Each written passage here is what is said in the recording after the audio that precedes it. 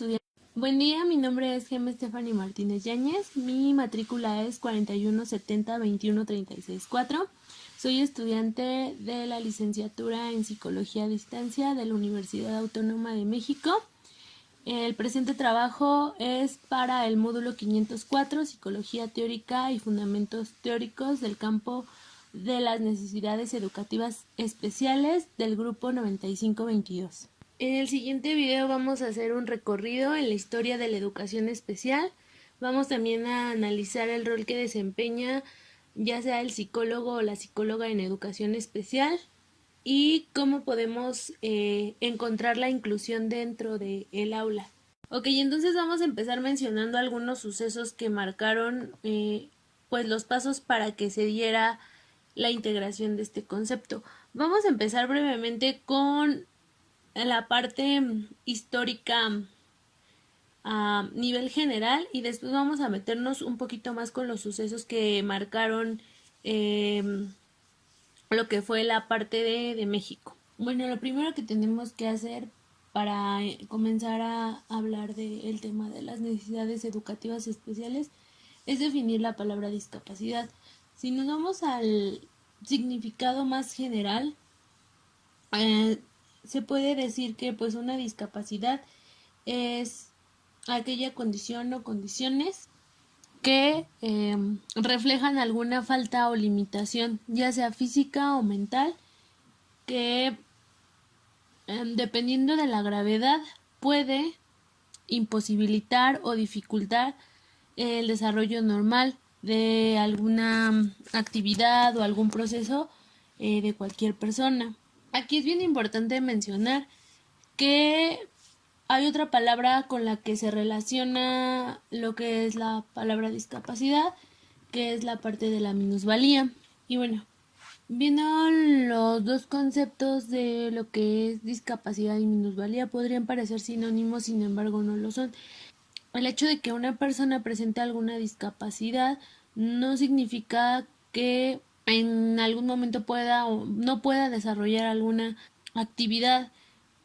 Puede que sea un poquito más complicado o que sea de alguna diferente forma, pero si las personas con discapacidad reciben un trato adecuado, van a poder desarrollar al máximo sus capacidades sin la necesidad de que se reciba un apoyo. Bueno, lo primero que tenemos que hacer para comenzar a hablar del tema de las necesidades educativas especiales es definir la palabra discapacidad.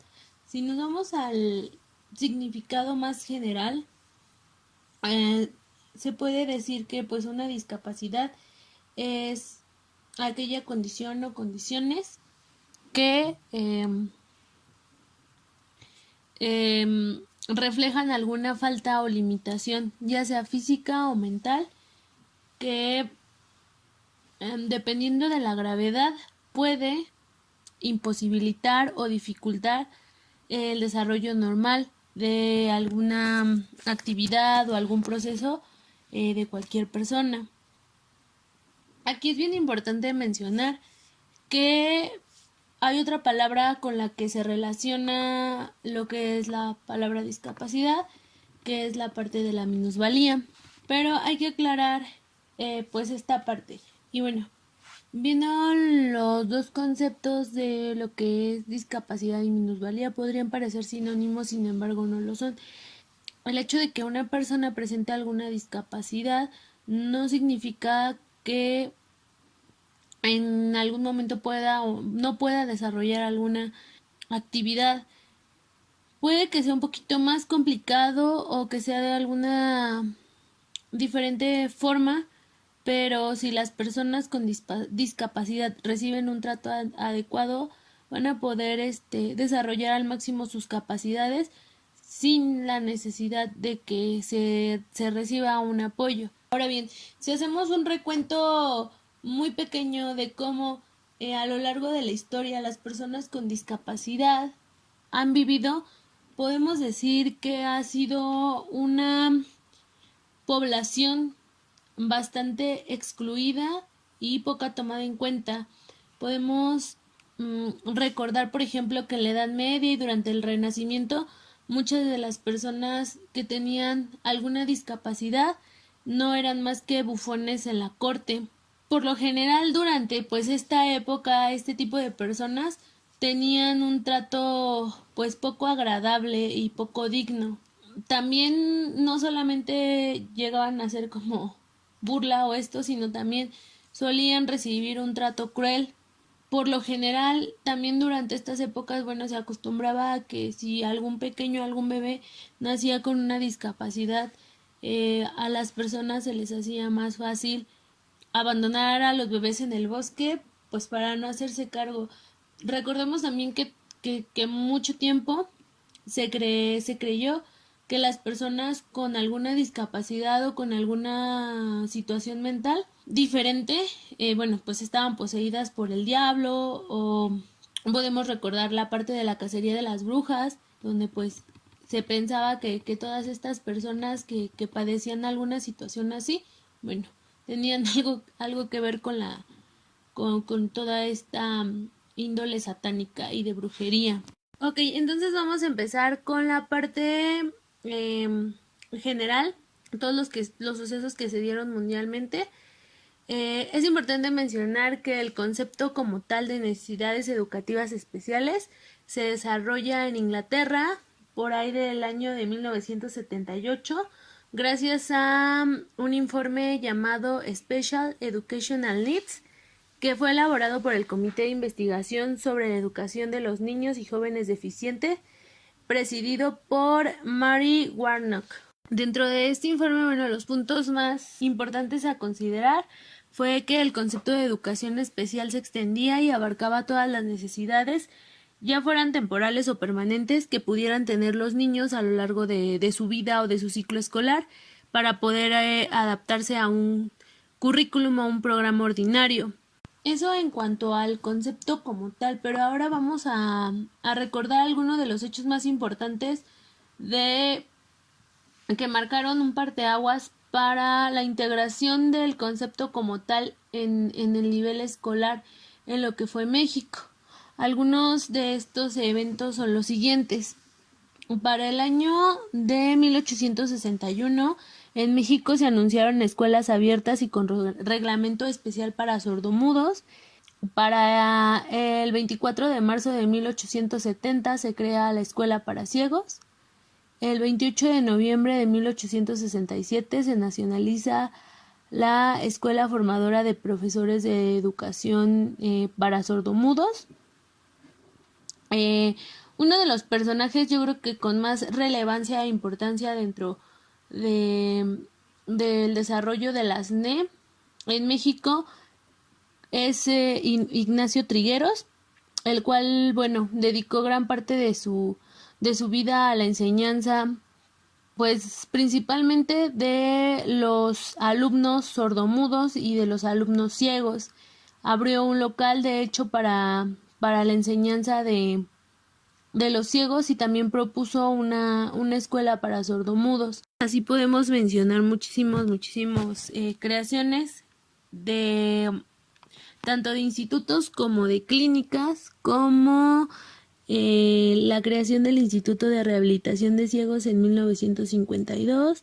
En 1955, por ejemplo, la creación del Instituto de Rehabilitación para Niños Ciegos y Débiles Visuales. Bueno, y hablando del segundo tema, que es la parte del rol del psicólogo en las necesidades educativas especiales, lo primero que tenemos que mencionar es que es una área que, a comparación con otras áreas, bueno, es menos socorrida, por así decirlo. No cualquier persona tiene como la habilidad o la capacidad de pues tomar esta parte, porque es una parte difícil. Podemos mencionar actividades muy específicas que realiza un psicólogo en lo que son las necesidades educativas especiales. Por ejemplo, hablamos de diagnóstico, que bueno, podemos verlo ya que hace el psicólogo un estudio integral de todas las áreas del alumno, con la finalidad de conocer pues diversos aspectos a profundidad. Por ejemplo, a nivel individual, a nivel grupal, a nivel familiar. Y si nos vamos siguiendo esta misma línea, podríamos decir que también, bueno, nos ayuda a la parte del tratamiento, donde va a realizar intervenciones basadas en lo que diagnosticó anteriormente para, pues, mejorar situaciones o problemáticas detectadas durante la parte del diagnóstico. También podemos hablar de lo que es, pues, algo un poquito más superficial, por así decirlo, que es la parte de la asesoría o de la consultoría, donde pues se van a aplicar técnicas. Principalmente esto se realiza en las escuelas cuando hay pues esta parte del psicólogo, y pues no solo busca como orientar o ayudar al alumno, sino también darle orientación a lo que son los docentes, incluso a la parte de los padres o de los tutores de los niños.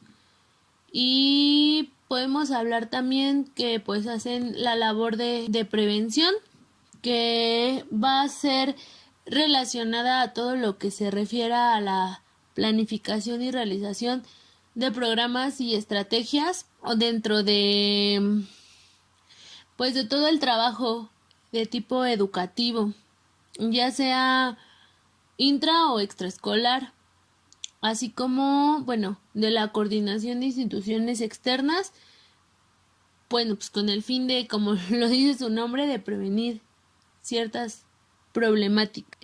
Pues otra cosa muy importante que ejercen los psicólogos dentro de su rol en las necesidades educativas especiales, sin duda, es la parte de la investigación, que bueno, conlleva toda esta parte de participar en el diseño, de realizar de la investigación. Bueno, y por último vamos a hablar sobre la inclusión dentro del aula. Para hablar de este tema, bueno, tenemos que primero recordar los fundamentos filosóficos de lo que vamos a hablar, que es la integración educativa. Hay que recordar, bueno, que la base primordial de todo esto, pues, es la escuela para todos, que, bueno, trata de todo lo que ya hemos hablado, que es, bueno, que haya posibilidades de educación donde podamos satisfacer cada una de las necesidades de aprendizaje con las que nos vamos a encontrar en los diferentes alumnos, siempre apegados a lo que es la parte de derechos humanos y igualdad de oportunidades, respetando las diferencias, aceptando estas mismas diferencias de los sujetos de la sociedad y trabajando con ellas. Otra cosa importante de mencionar en lo que es la inclusión o la integración educativa, bueno, son 3 conceptos que considero yo son muy amplios y muy generales, como la normalización, que bueno, que se trata de que todos tengan el acceso al mismo tipo de experiencia en su comunidad. La sectorización, que bueno, trata de que todos los niños puedan ser educados y recibir dentro de su educación los apoyos necesarios para este fin. Y la individualización, de la enseñanza, que bueno, más que nada se trata de cómo vamos a adaptar todos los procesos de enseñanza a estas necesidades que nosotros encontremos. Toda esta integración se puede hacer no solo en el contexto de una, no sé, escuela de verdad de educación especial, también se puede dar en alguna aula especial, en alguna escuela residencial, o incluso en una clase o en una aula ordinaria, pero con los recursos necesarios pues para darle seguimiento a las diferentes necesidades. ¿Qué es importante considerar para que haya una integración de estos niños dentro de las aulas? Bueno, muy importante es la evaluación psicopedagógica, donde bueno, hay que hacer un análisis tomando en cuenta datos personales, movimientos de evaluación, apariencia física, la conducta que presenta el alumno dentro del mismo contexto de la evaluación, los antecedentes de su desarrollo. Y bueno, pasando toda esta parte de lo antes, bueno, pues sería la situación actual. Igual lo mismo, evaluando aspectos generales, el nivel de competencia curricular, cuál es su estilo de aprendizaje, cuál es su estilo de motivación, qué información podemos recabar acerca del entorno actual en el contexto escolar y sociofamiliar, etcétera. Entonces, bueno, ya considerando todos estos elementos, debe de verse como resultado toda esta parte de la integración, de la inclusión dentro del aula, como les mencionaba, no solamente pues en un entorno controlado, por así decirlo, que sea de alguna escuela o aula necesariamente dedicada a lo que son necesidades educativas especiales, sino en un aula regular haciendo este tipo de adaptaciones. Entonces eso sería todo de mi parte. Muchísimas gracias por su atención y por su tiempo.